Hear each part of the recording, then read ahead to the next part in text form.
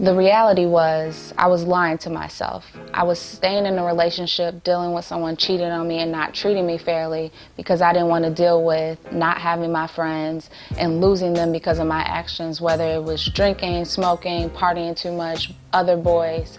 I was lost in a relationship because I didn't want to deal with the root of everything that was going on within me. I was physically there and mentally absent. And it wasn't until things hit rock bottom that I walked away, and walking away still took a toll. We ended up getting into an argument because I didn't want to do something, and in that argument it became physical, where I was being tossed against the wall and his father had to break it up, and I told him I was done. I didn't want to deal with it anymore. We weren't happy, and it was obvious. We were broken together, and we were breaking each other more and more.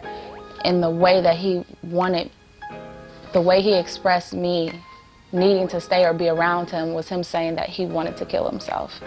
And I had swore to myself that I would never put myself in a predicament just because someone else didn't feel like life wasn't worth living. I was already broken. I was tired. I had been through a lot over the years with him, and I decided just to walk away. And so after that night, I never looked back. But then just reflecting on everything I dealt with, it was because I was weak. It was because I was broken and I wasn't trying to deal with myself. I was staying in a relationship that was physically breaking me down and mentally because I didn't want to deal with the things that really broke me down inside. And so at the end of the day, I was able to reflect, but then it affected my relationships moving forward. I didn't trust people. I would hang around and then leave, or I was never fully in it. I was never fully vulnerable because the times that I had been vulnerable, it backfired on me. And I was just scared to be open and be full with someone.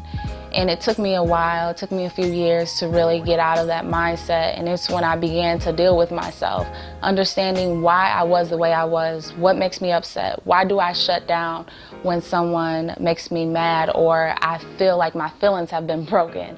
The little things made it very difficult to move forward. But the day that I decided that I'm gonna love myself and be selfish to a certain extent in a positive way, in a way where I could get to know the Tyra that I was supposed to be, I was able to flourish, whether it was at work, at school, or just in life.